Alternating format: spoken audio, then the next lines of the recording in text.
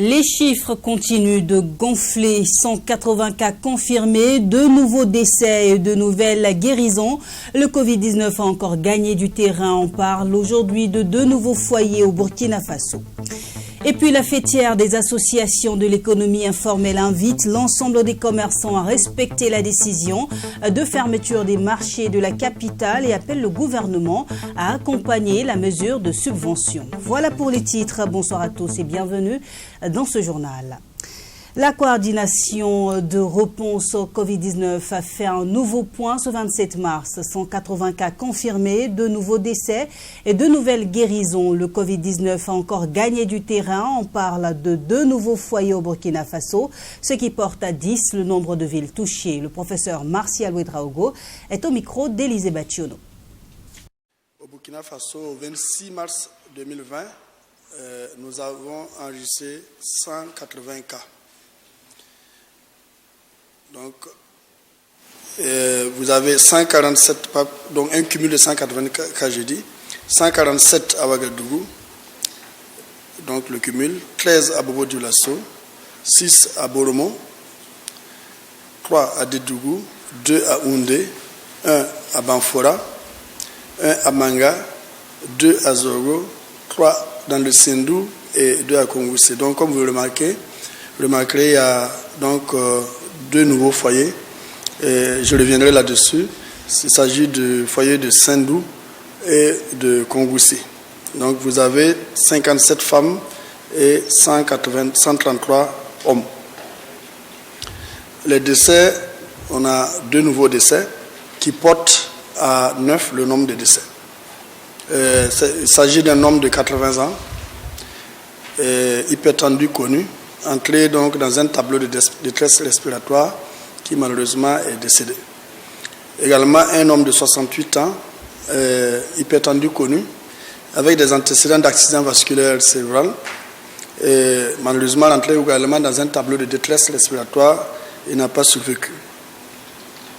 Alors, les guérisons sont au nombre de 12, parce que nous avons enregistré 2 guérisons. 2 guérisons, il s'agit d'une femme de 57 ans et d'un homme de 49 ans, tous membres de l'équipe de prise en charge. Très probablement, dans les prochains jours, on aura d'autres guérisons parce que l'évolution de l'état clinique des patients que nous suivons nous laisse quelques espoirs. Et également, il y a des tests primaires que nous avons faits qui montrent que la virémie est en train de baisser et que très probablement dans les prochains jours, nous aurons le plaisir de vous annoncer d'autres guérisons. Fermeture des marchés et arts de la ville de Ouagadougou pour freiner la propagation du Covid-19. La mesure est difficile à accepter pour certains commerçants. Ce vendredi 27 mars, le Conseil national de l'économie informelle du Burkina Faso était en conclave pour étudier la situation. La fêtière des associations de l'économie informelle invite l'ensemble des commerçants à respecter cette décision de fermeture des marchés. Elle invite aussi le gouvernement à prendre d'autres mesures pour soulager les secteurs du commerce durement éprouvés qui représentent près de 90% des actifs du Burkina Faso. Michael Tougré. La fermeture des marchés ZEIA à Ouagadougou, une décision des autorités qui a du mal à être respectée par endroits et cela inquiète le Conseil national de l'économie informelle du Burkina Faso. Salif Nikema et ses camarades jouent la carte de l'apaisement tout en invitant leurs militants à faire preuve de retenue et à respecter la décision de fermeture des marchés ZEIA. Vu la situation, on vous a appelé pour vraiment dire tous nos membres qui sont dans les 36 marchés à respecter les mesures des autorités. Si tu suis le monde entier actuellement, tu sais que tout le monde a chaud, tout le monde a des problèmes. Il faut qu'on plie Dieu, il faut que chacun va savoir, c'est actuellement là, que chacun doit savoir, je dois faire quoi pour mon pays. Nous, on demande nos gens, nos acteurs de l'économie informelle de respecter les mesures. voilà, à la lettre, d'être vraiment de vrais patriotes. Voilà, puisqu'on sort de cela. Parce qu'aujourd'hui, c'est 36 marchés qu'ils ont fermés. Si la maladie ne diminue pas, on va dire qu'on va mettre le pays en confinement. En ce moment, ça devient quoi? Et qu'il y a affaire de marché encore. Cette décision prise par le gouverneur de la région du centre et le maire de la ville de Ouagadougou aura sans doute un impact sur les commerçants vulnérables. Pour cela, le Conseil national de l'économie informelle du Burkina exige du gouvernement des mesures d'accompagnement pour soulager les commerçants du secteur informel. Nos membres, c'est des gens qui vivent de jour en jour. Qu'il y a des gens ce matin, s'il ne rentre pas en ville, son femme ne peut pas gagner popote. Il faut qu'il rentre en ville et puis rentrer, donner quelque chose avant de ressortir. Moi, ce matin, il y a plus de 5 personnes qui ont dit, ah, rien que pour manger, même il n'y a pas. C'est plus que là que nous sommes en train de dire aux autorités d'accompagner les gens. On va adresser une correspondance à la chambre de commerce et au patronat de tout faire pour aider les gens démunis. C'est leur devoir. On plaît pour eux. Les autorités, ils n'ont aucun intérêt de fermer nos marchés. Nous non plus. Si c'est l'argent aussi, que les gens peuvent payer popote, merci aussi. Mais on va plaider pour les causes des plus démunis. Parce qu'actuellement, nous, on sait qu'il y a des gens qui meurent à petit feu. Et vraiment, même si on va combattre la maladie, il faut qu'on combatte ça aussi. La faim aussi, c'est une maladie. Au regard de la situation qui prévaut après la fermeture des marchés EYA, le Conseil national de l'économie informelle du Burkina Faso a fait don de 5 tonnes de riz aux commerçants en situation de vulnérabilité.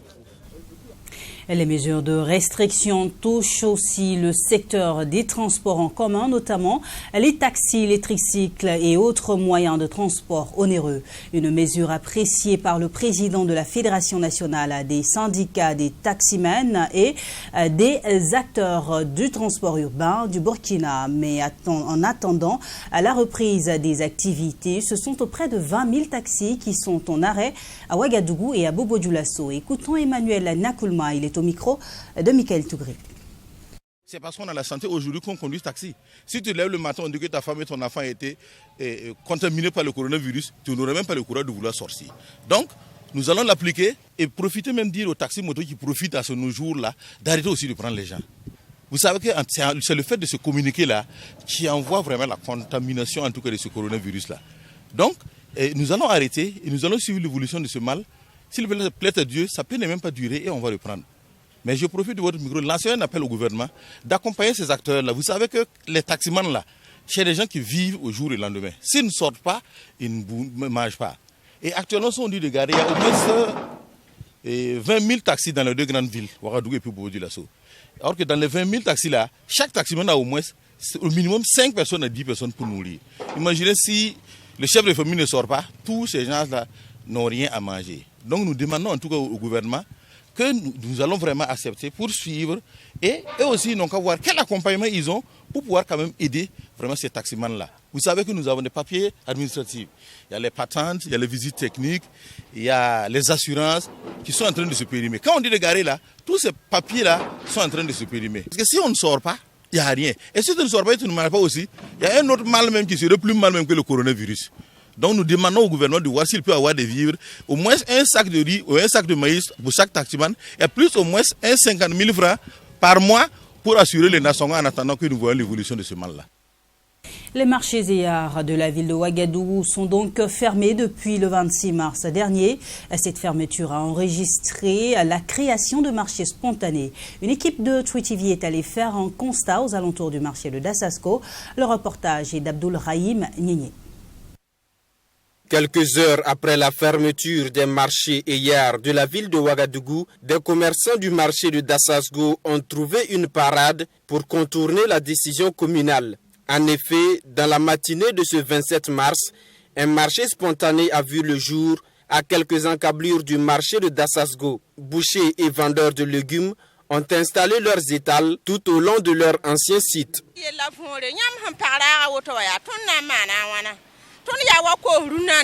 Les marchés sont fermés, pourtant nous vivons le jour au jour.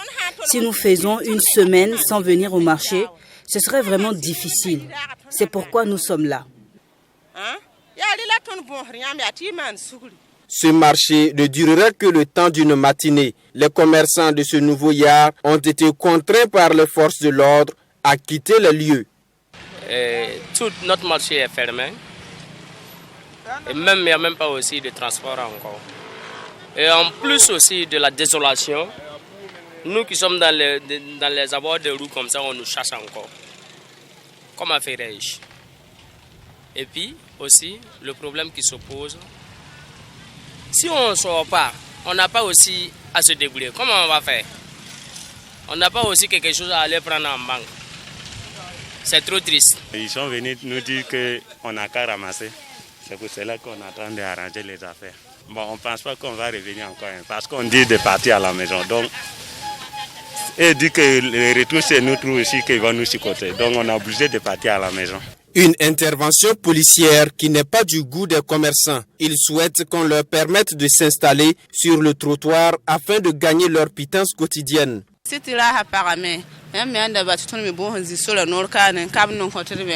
Les marchés sont fermés. Nous demandons à rester ici autour du marché afin de pouvoir vendre et subvenir à nos besoins. Nous n'avons rien à manger à la maison, c'est pourquoi nous voulons rester ici, vendre. Si le gouvernement pouvait nous donner des sacs de riz ou de maïs, ce serait vraiment bien pour nous.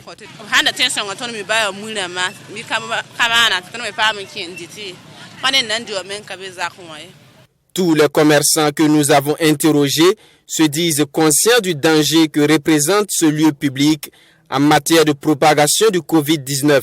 Cependant, ils proposent de s'installer tout au long du marché en observant des distances de sécurité et en prenant des précautions avec les clients. La Ligue des consommateurs du Burkina Faso restait longtemps sans réaction après le constat fait sur l'augmentation des produits de première nécessité concernant la prévention contre le coronavirus sort enfin. Ce vendredi, les premiers responsables ont donné leur point de vue par rapport à ces différents constats. Le compte-rendu d'Assami Tiamtoré. Suite à l'accroissement du nombre de victimes du Covid-19 au Burkina Faso, on constate la flambée des prix sur les produits recommandés pour éviter la maladie, tels le gel hydroalcoolique et les masques de protection. Ainsi, pour la Ligue des consommateurs de Burkina Faso, cela ne saurait être accepté et invite les uns et les autres à respecter impérativement les prix fixés par le gouvernement. Un arrêté est sorti pour fixer les prix de ces gels en fonction des volumes. Et il revient aux uns aux autres de respecter ces arrêtés-là, de sorte à ce qu'effectivement le consommateur puisse tirer profit.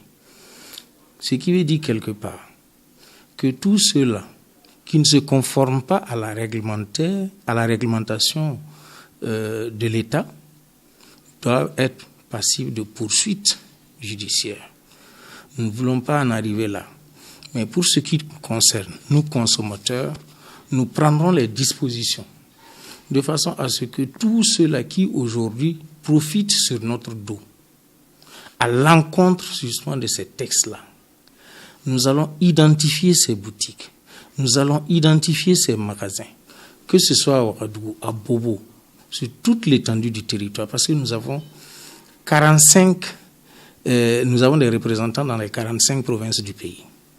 Nous allons donc identifier ces structures qui défient l'autorité de l'État et qui veulent s'enrichir sur le dos du consommateur au moment où malheureusement nous sommes dans des difficultés.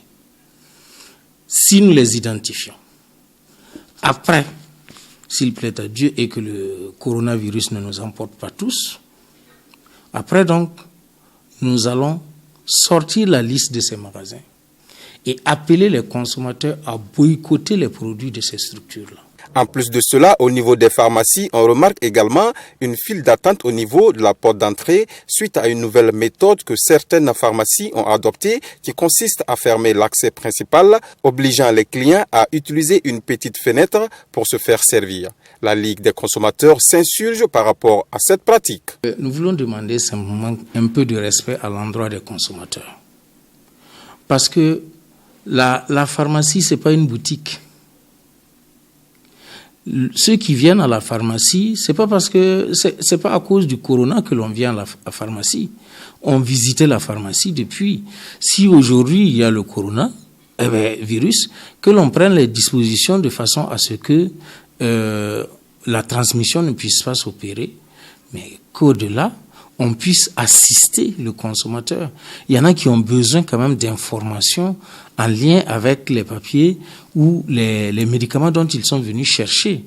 Mais si on doit les servir simplement à la fenêtre, de cette façon, je crois que c'est quand même biaiser les données. C'est pourquoi nous interpellons aussi l'ordre justement des pharmaciens, de façon à ce qu'un peu d'ordre soit mis à ce niveau. Nous avons vu effectivement devant des pharmacies, devant des structures en tout cas de grande consommation, le dispositif de lavage de mains qui est mis en place. C'est bien. Mais lorsque vous mettez le dispositif de lavage de mains, vous êtes à l'intérieur, vous ne suivez même pas les consommateurs. Il y en a qui passent, qui ne se lavent même pas les mains. Ça veut dire que ceux qui sont à l'intérieur même sont exposés.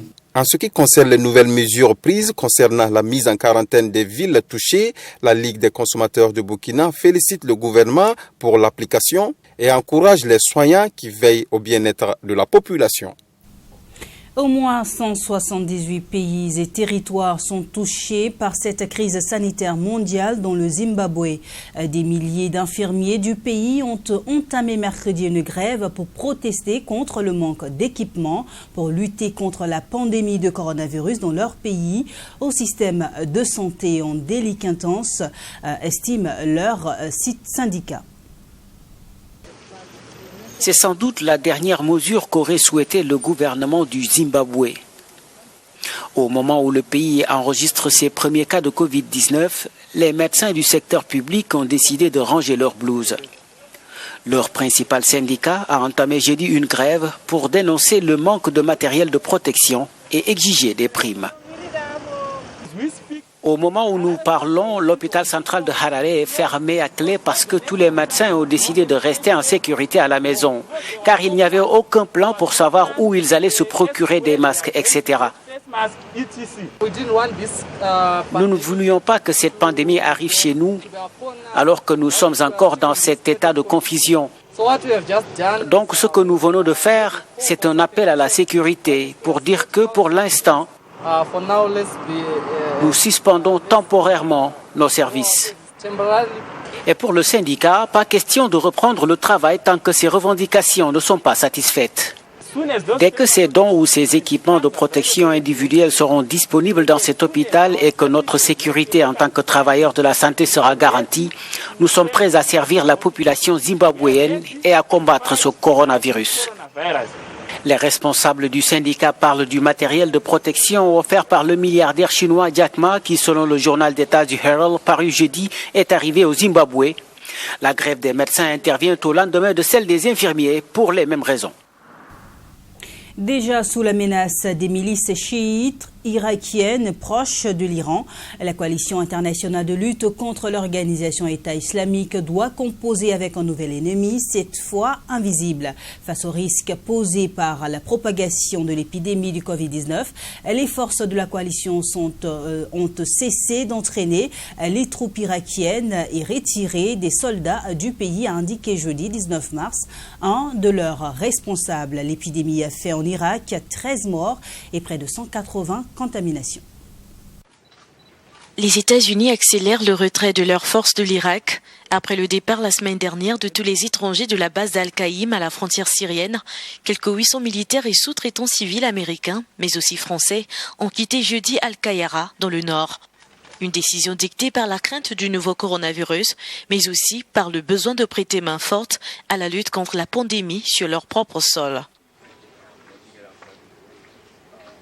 La coalition a transféré la base aérienne de Qayara sous le contrôle total des forces de sécurité irakiennes. La coalition disposait d'une petite zone à l'intérieur de la base et nous aurons plusieurs centaines de troupes qui quitteront cette base et qui finiront par quitter l'Irak. Il s'agit de mouvements coordonnés depuis plusieurs mois à assurer la coalition. Mais le processus a été accéléré avec la propagation du coronavirus qui a déjà tué 36 Irakiens et contaminé près de 400 autres. Au même moment, de nombreux pays ayant d'importants contingents en Irak, comme les États-Unis, l'Espagne ou la France, font face à une situation catastrophique à cause de la pandémie du Covid-19 qui a déjà fait plusieurs milliers de morts sur leur sol.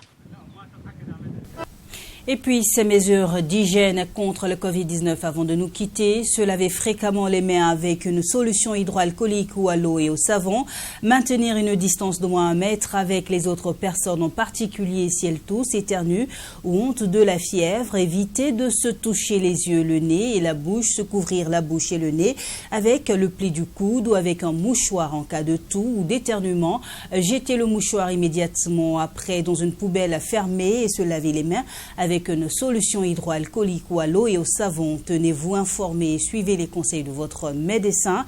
Et puis appelez le numéro vert 3535 en cas de symptômes apparents. Les informations justes sur l'évolution de l'épidémie à suivre de bout en bout sur nos pages Facebook, Twitch TV et WattFM. C'est ici qu'on s'arrête pour cette édition. Merci de l'avoir suivi. N'oubliez pas de prendre soin de vous et des autres autour de vous. Bonsoir et à demain, 20h sur Twitch TV.